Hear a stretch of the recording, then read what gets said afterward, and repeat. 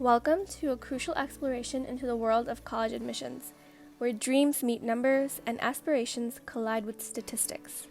In today's video, we embark on a journey through the intricacies of standardized tests and applicant statistics, unraveling the tapestry that high school students navigate in their pursuit of higher education. As the academic landscape continues to evolve, so too does the significance of standardized tests, such as the SAT, ACT, and AP exams, in shaping the future of countless students. From the relentless pursuit of a stellar GPA to the nail-biting experience of standardized testing, we'll unpack the dynamic that contributes to a significant chunk of the admissions process. How do these metrics impact the admissions journey? What secrets do the statistics hold, and how can students stand out in a competitive field? Let's dive right in. To start off with the basic framework, we must understand: how are GPA and standardized tests important? Colleges and universities assess your applicant statistics to gauge success later in college, provide merit-based scholarships, which can be a crucial factor in making your college decision, and compare student aptitude across all applicants. Standardized tests provide a standardized measure of academic proficiency, allowing for comparisons among students from different high schools and serving as predictors of college success. Meanwhile, GPA, which stands for Grade Point Average, reflects long-term academic performance, including course rigor and contextual factors. Together, these metrics offer insights into a student's academic abilities, consistency, and readiness for college-level work, helping colleges assess each applicant's potential fit within their academic community. Higher statistics can help balance out weaker components of your application and boost your chances of acceptance into a particular college or program. Let's delve a little deeper into the topic of your grade point average. While there are different types of GPA scales, including the 4.0 scale, percentage scale, and letter grades, there are two main categories that classifies GPA calculations. We call it the weighted and the unweighted GPA. What's the difference? Well, many high schools will add points to your GPA if you take honors or AP courses because of their increased difficulty. Colleges will know whether your high school GPA is weighted or unweighted. Colleges favor students who have shown proficiency in advanced coursework, so your unweighted GPA is more important. The College Board has a tool called the Landscape Tool, which provides consistent high school and neighborhood information to help college admissions officers fully consider students, no matter where they live. Colleges will use the information in Landscape along with everything you share in your college application to see consistent neighborhood and high school information for applicants. There are three categories of information that Landscape provides college admissions officers, including basic high school data, test score comparison, and high school and neighborhood indicators. Under these three umbrellas falls factors like your senior class size, average SAT scores at colleges attended, AP participation and performance, how your SAT score compares to everyone else in your school, and community factors like college attendance, household structure, median family income, education levels, and crime. Now that we have covered the GPA, let's shift our focus to the plethora of standardized tests that colleges can use to measure up one applicant to the many others in the application pool. The biggest of the standardized tests, which you should all be familiar with, is the SAT, used by the college admissions committees for national comparison and skills assessment. It's one of the biggest determining factors for admission. It's important to note that the SAT will be fully digital from March of 2024. The structure of the test includes a reading and writing component, a 10-minute break, and two math components.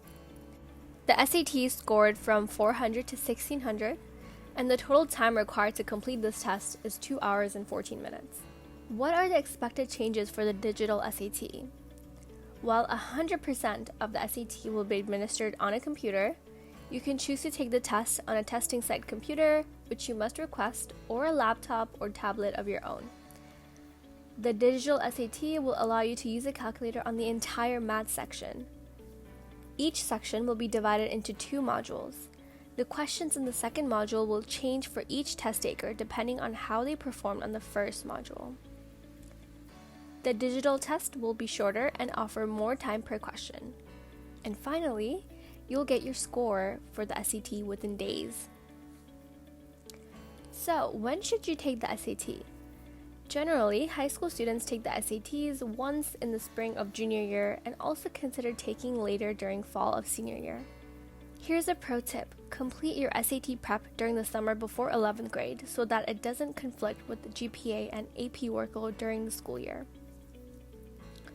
Next, we have the ACTs, which may be less familiar to some of you. These are alternative tests for the SATs and used by college admission committees for national comparison and skills assessment. The ACT is more science-based and fast-paced. The ACT is slightly more challenging than the SATs. Achieving a high score on your ACTs gives students a competitive advantage over those who scored well on the SATs. The score range for the ACT is from 1 to 36, and the total time required for this test is 2 hours and 55 minutes, plus 40 minutes for an optional essay. The test includes an English component, a math component, reading comprehension, and science. While both the SAT and the ACT cover similar academic content, they differ in structure, timing, and question types, allowing students to choose the exam that aligns best with their strengths and preferences. Additionally, some students find that their performance differs between the two tests, so taking practice exams or consulting with college advisors can help determine which test to take. Ultimately, colleges typically accept scores from both exams, so students can choose the one that showcases their abilities most effectively. How can you use your SAT and ACT score? Look at the 25th and 75th percentile score for each of your colleges to help create a balanced college list of 13 to 21 reach, match, and safety schools. Some colleges may say that they are test optional, while a few rare ones claim to be test blind. But what does this really mean? Test optional and test blind are two distinct approaches that colleges may take regarding standardized test scores in the admissions process. In a test optional policy, students have the choice of whether or not to submit their SAT or ACT scores as part of their application. This means that students can decide whether their test scores accurately reflect their academic abilities and potential, and they can choose to submit other components of their application instead, such as their GPA, essays, extracurricular activities, and letters of recommendation. On the other hand, in a test blind policy, colleges do not consider SAT or ACT scores at all during the admissions process.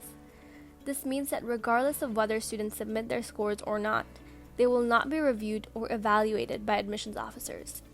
Test blind policies aim to create a more equitable admissions process by focusing on other aspects of a student's application and background, without placing undue emphasis on standardized test scores, which some argue can be influenced by factors such as socioeconomic status or access to test preparation resources. It's important to note that while some top schools may be test optional, they will still look more favorably at students that submit SAT and ACT scores compared to those who don't. What does that mean? It means you should aim to not only take the SAT or ACT, but do well on them regardless of test optional policies, because doing well and submitting those scores will help you stand out more as an applicant. Now, you may be wondering, what about the New York State Regents exams? Do they matter? Well, yes, but they're mostly important for graduation, not incredibly important for colleges. Finally, let's talk about advanced placement, or AP exams. AP courses and exams play a significant role in the college admissions process for several reasons. First, they demonstrate a student's willingness to engage in rigorous coursework and challenge themselves academically. Colleges value applicants who have pursued advanced coursework, as it indicates their readiness for the demands of college-level studies. Additionally, performing well on AP exams can show a student's mastery of specific subjects and potentially earn them college credit or advanced placement in college courses. This can allow students to save time and money by reducing the number of courses they need to take in college. Moreover, AP courses and exams provide a standardized measure of academic achievement that colleges can use to evaluate students from different high schools on a level playing field. Overall, successfully completing AP courses and exams can enhance the student's college application by demonstrating academic excellence intellectual curiosity, and readiness for higher education. Here's a note. You can acquire college credits if you receive a 4 or 5 on the AP exam. Some AP exams are now digital, and College Board may be heading towards digitalizing all exams. The topics offered at your school may be different or more limited than the list of AP topics you may find online. However, try your best to take the ones you are interested in and do well on them. Students can typically take AP classes from 10th grade, and we recommend you start off with 1 or 2 AP courses during the school year and increase them if you can as you move on to 11th and 12th grade. Reminder, do not take AP exams just for the sake of taking them. You need to do well on the test for it to make a positive impact on your college application. Our exploration of standardized tests and GPA has revealed the multifaceted landscape of college admissions. From the rigors of standardized testing to the nuances of GPA calculation, it is evident that these metrics are pivotal but only part of the broader picture. As we navigate the complexities of the admissions process, it's crucial to remember that numbers are just one facet of a student's identity and potential. While standardized tests and GPA provide valuable insights, they cannot fully capture the depth of a student's character, resilience, and aspirations. Ultimately, it's the stories behind the scores, the passions fueling academic pursuits, and the individual journeys that truly illuminate the college admissions journey. While you should aim to keep the numbers high, don't forget to tell your own story in your college application through your essays and activities, topics that we'll cover in our upcoming videos. So, stay tuned!